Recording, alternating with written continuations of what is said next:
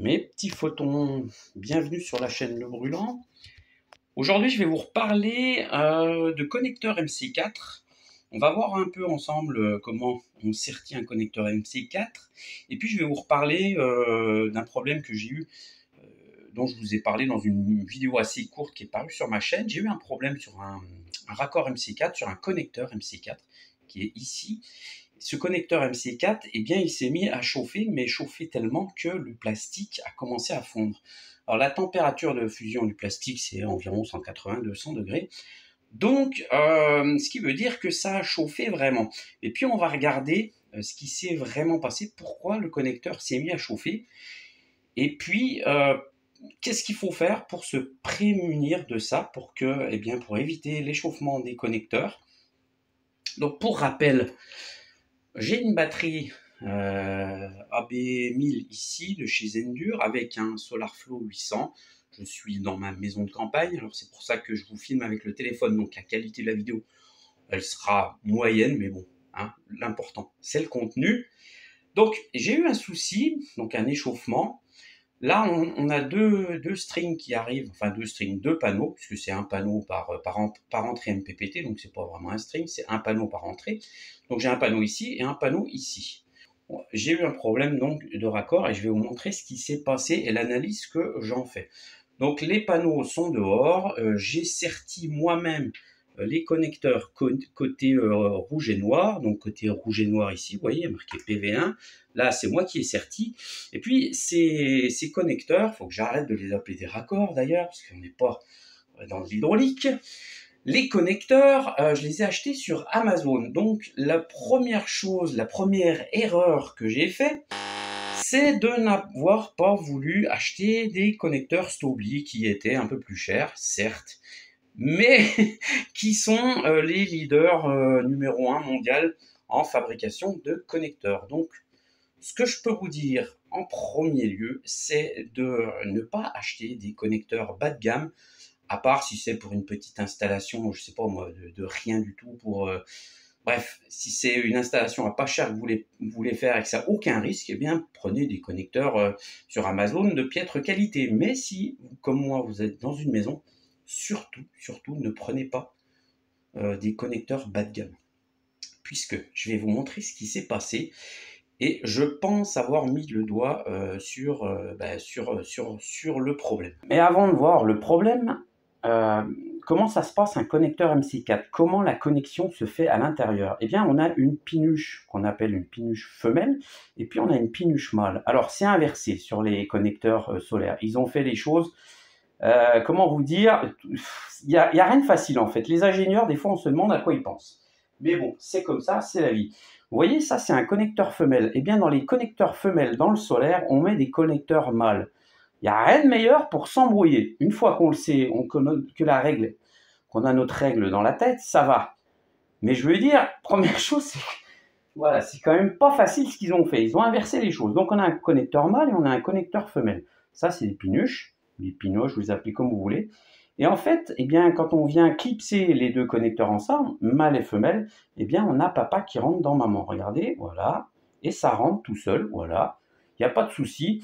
Et la surface de contact, eh bien, en fait, elle se fait sur toute la périphérie, sur le cylindre. C'est ce qui permet d'avoir un bon contact. Et comme c'est bien ajusté, légèrement serrant, on va dire que c'est comme si c'était légèrement élastique, eh bien la connexion, elle se fait sur quasiment toute la surface, qui assure une très très bonne connexion. Et donc ces deux pinuches, elles sont logées là-dedans, dans le mâle et dans la femelle. Voilà. Et après, quand on vient, on entend clic, et à l'intérieur, eh bien, on a donc la jonction des deux pinuches qui se fait. Voilà comment ça se passe. Et puis, on doit venir sertir le fil ici. Hein. Donc, on prend une pince. Je vais vous montrer après comment on fait pour sertir. Et moi, je vais vous montrer ce qui s'est passé sur le connecteur qui a fondu. Alors déjà, ce qu'on peut voir, c'est que le point chaud se situe ici. Voilà. Donc, il se situe ici, et ça, c'est pas au niveau du sertissage, puisque quand on met les deux, quand on assemble les deux comme ça, qu'on vient les clipser à fond, ce qu'on peut voir, c'est que le lieu du sertissage, il est à peu près là. Et ce qu'on voit, c'est que l'échauffement, il s'est fait ici. J'ai du mal à faire la mise au point, je suis désolé. L'échauffement, il s'est fait ici, donc il ne s'est pas fait ici. Donc c'est pas au niveau du sertissage. Et moi, quand j'ai démonté la prise, j'ai vu que mon sertissage, ben, il était pas si mal que ça, il était très bon d'ailleurs. Et côté Zendur, pareil, hein, il y a rien à dire, c'est serti dans les règles. Par contre, moi, ce que je vois, c'est que l'échauffement, eh bien, il s'est fait au niveau à peu près ici de la zone de contact. Ça veut dire quoi? Eh bien, à mon avis, ce qui se passe, c'est que côté Zendur, j'ai ce connecteur-là qui est très bien serti, tout ça, et avec une certaine marque de connecteur. Et de l'autre côté, eh bien, j'avais ma marque, moi, que j'ai achetée à pas cher. Eh bien, à mon avis, ce qui s'est passé, c'est que il y a eu un défaut de fabrication sur la pinuche, voilà, et que, eh bien, la surface de contact, au lieu que ça soit sur toute la longueur et toute la circonférence du cylindre, eh bien, à mon avis, moi, le contact ne s'est fait qu'à un endroit. Et comme à fond, eh bien, on va passer, je sais pas moi, entre 10 et peut-être 13 ampères, un truc comme ça avec ces panneaux-là, mais 13 ampères sur une toute petite surface, eh bien, ça finit par faire un amorçage, ça amorce, ça arque, et puis après, ça crée un point chaud. Et puis après, on a ce qu'on appelle un phénomène d'emballement thermique. Plus ça chauffe, plus c'est résistif, plus c'est résistif, plus ça chauffe, et ainsi de suite. Et eh bien, ça vous fait fondre le plastique. Voilà ce qui s'est passé à mon avis. Et regardez, je vais vous montrer aussi une chose qui me fait dire que ça a bien soudé, c'est que normalement, même si le plastique est fondu, si je tire sur ma pinoche, au bout d'un moment, je devrais pouvoir l'extraire, puisque c'est papa dans maman.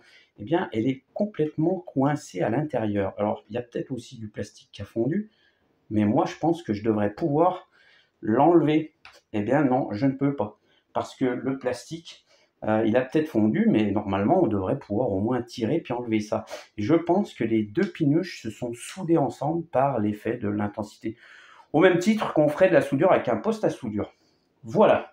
Donc, pour remédier à tout ça, ce que j'ai fait, c'est que j'ai recommandé des connecteurs, mais cette fois-ci, eh bien, j'ai commandé des connecteurs Stobli, le numéro 1 mondial de la fabrication des connecteurs. Et voilà, il n'y a pas mieux dans le monde que des connecteurs Stobli, puisqu'ils ont le monopole et qu'ils fabriquent ça depuis très longtemps. Et puis, je voudrais vous montrer quelque chose. Ça, c'est un produit que j'avais reçu en partenariat avec une entreprise chinoise qui s'appelle Topdong. J'en avais un peu parlé sur ma chaîne, mais je pense que j'en ai pas assez parlé de cette marque de caméra. Et il y a pas mal de monde qui pose des questions, savoir quelle caméra il faut acheter. Voilà. Alors moi, je ne suis pas un expert en caméra thermique. Par contre, je peux vous parler de ce modèle-là. Et ce modèle-là, eh bien, j'en suis extrêmement content. C'est un modèle que vous pouvez trouver ou sur AliExpress, ou même sur Amazon, ou même chez d'autres marchands. Et c'est un modèle de caméra thermique qui se branche directement sur le téléphone portable avec une application. Et ça fait à peu près, je dirais, 2 ans que je l'utilise, 1 an et demi, 2 ans. Et eh bien, elle me donne entièrement satisfaction. Donc c'est très simple, on a un cordon, on peut la plugger directement sur le téléphone, mais l'avantage avec celle-là de caméra, c'est qu'on a aussi une rallonge. Donc on peut balader la caméra un peu partout en tenant le téléphone. Et puis il y a un adaptateur aussi USB pour pouvoir la brancher à un ordinateur. Alors il y a une application à démarrer, mais elle est reconnue immédiatement quand on connecte la caméra. Et on se retrouve avec l'application qui démarre toute seule. Et après, eh bien, on peut prendre des photos, on peut afficher et la caméra thermique et la caméra standard à l'écran. On peut faire des zones. Bref, il y a plein de fonctions là-dedans qui vont super bien. Mais bon, là, ce n'est pas une vidéo dédiée à cette caméra. Je ne vais pas vous expliquer, je ne vais pas rentrer dans le détail. Mais en tout cas, c'est une caméra qui va vraiment extrêmement bien. Ça vaut environ 290 €, je crois, il me semble. Alors, ça peut paraître cher, mais avec ce genre de caméra, on peut faire plein de choses. On peut aussi, si vous êtes dans les travaux, faire du diagnostic thermique. Si vous voulez savoir où sont les ponts thermiques chez vous, les fuites d'air. Moi, je m'en suis servi par exemple chez mes parents, je m'en suis servi chez des amis pour faire des... Alors, je ne suis pas diagnosticien non plus, mais on voit les choses qu'on ne voit pas à l'œil nu. On voit les ponts thermiques, on voit les fuites d'air. On peut voir même les animaux dans la nature la nuit. Bref, c'est quand même pas mal. Et eh ben, c'est quelque chose qui est vite amorti et puis qu'on va garder évidemment des années. Donc top don, franchement, vous pouvez y aller. Ça, c'est de la super camelote. Maintenant, on va repasser au connecteur MC4. Alors, quand on veut faire du sertissage de connecteur MC4, des pinuches, eh bien, il faut acheter la pince qui va bien. N'essayez pas de sertir des connecteurs MC4 avec ce genre de pince-là, hein, la pince multiprise. Là, vous êtes tranquille, vous prenez de très très gros risques.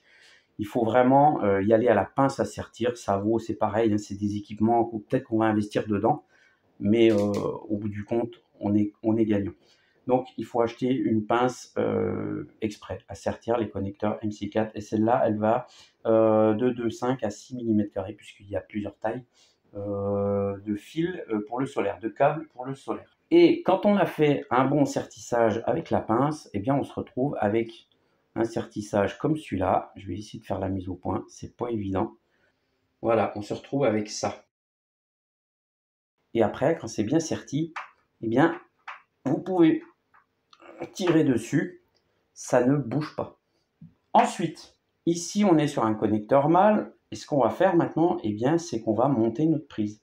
Donc, on enfile l'écrou du presse-étoupe, on enfile le connecteur et à ce moment-là, eh bien, quand on va pousser, on doit entendre clic. Voilà. Maintenant, le connecteur est rentré, il est verrouillé. On ne peut plus l'enlever. Et puis après, eh bien, on n'a plus qu'à serrer l'écrou. Alors, attention, quand on est à l'extérieur, qu'on veut faire de l'étanchéité, qu'on est sous un toit, qu'on est sous ses panneaux solaires, bref, quand on est à l'extérieur, il va falloir que l'étanchéité ici, elle soit parfaite. Il va falloir serrer ça, si vous pouvez, avec une clé à couple.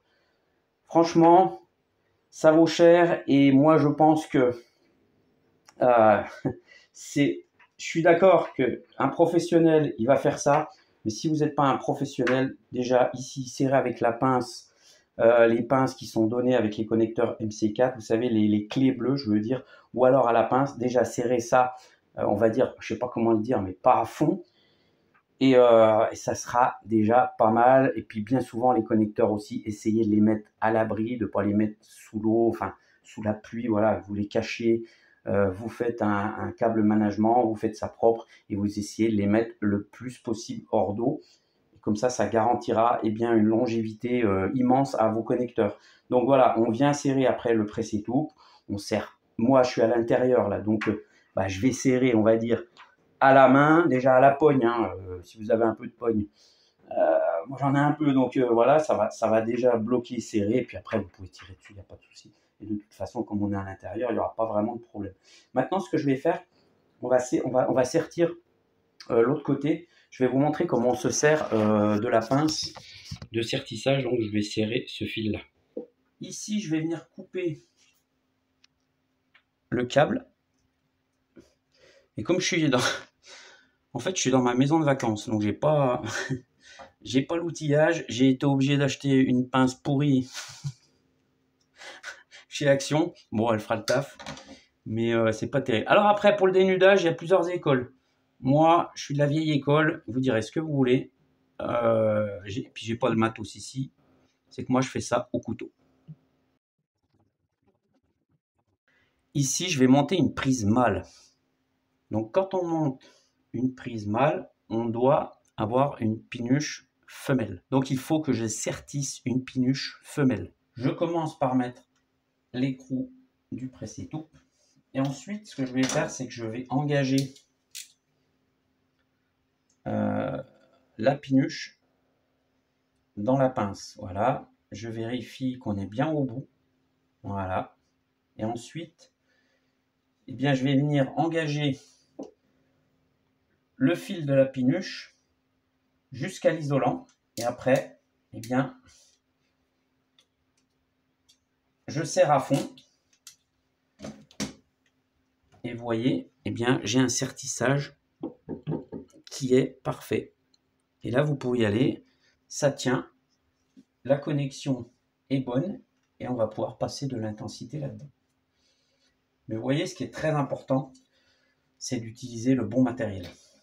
Ensuite, je vais venir et bien pareil, poussez. Je vais vérifier aussi que j'ai bien le caoutchouc, il ne faut pas l'oublier. Ça, c'est le caoutchouc qui va permettre l'étanchéité. Et après, bah, c'est pareil. Je vais venir pousser. Vous avez entendu, il y a eu le clic. Et puis après, bah, c'est exactement pareil. Je vais venir serrer l'écrou à la main. Et pareil, comme on est à l'intérieur, moi, je ne vais pas aller jusqu'au bout. Je vais le sertir tranquillement et ça ira très bien. Normalement, si tout se passe bien, eh bien, on doit entendre. Vous avez entendu, d'une seule main, ça a fait clic. Ce qui veut dire quoi? Ce qui veut dire que la connexion, elle est bien faite. Et c'est ce que j'ai eu du mal à faire sur ce connecteur-là quand j'ai mis en service cette batterie. Ça m'a pas alerté, mais j'aurais dû y prêter plus attention et regarder tout de suite à la caméra thermique. Donc surtout, n'oubliez pas que ça doit bien cliquer. Donc en résumé, pour bien faire les choses, on achète la pince qui va bien pour le sertissage. On achète, si possible, des connecteurs Stobli et puis, si possible, on essaye d'avoir la même marque en mâle et femelle. Alors, c'est rarement possible puisque à l'arrière des panneaux, vous n'avez pas forcément des connecteurs Stobli. Vous pouvez avoir des marques même propriétaires. Zendur, par exemple, sur leur connecteur, il y a marqué Zendur. Après, dans la logique, normalement, tous les connecteurs MC4 sont compatibles. Moi, ce que je pense vraiment qu'il y a eu ici, c'est que les connecteurs que j'ai achetés sur Amazon, c'est simplement un problème de qualité. C'est des connecteurs de piètre qualité. Et ça aurait pu vraiment mal tourner. Tout ça, comme d'habitude, pour essayer de gratter quelques euros. On ne m'y reprendra plus. Voilà mes petits photons pour cette petite vidéo. J'espère qu'elle vous aidera à réaliser correctement vos connexions avec vos connecteurs MC4. Je vous fais à tous un gros bisou. Prenez bien soin de vous. C'était Gérald pour le Brûlant. Salut!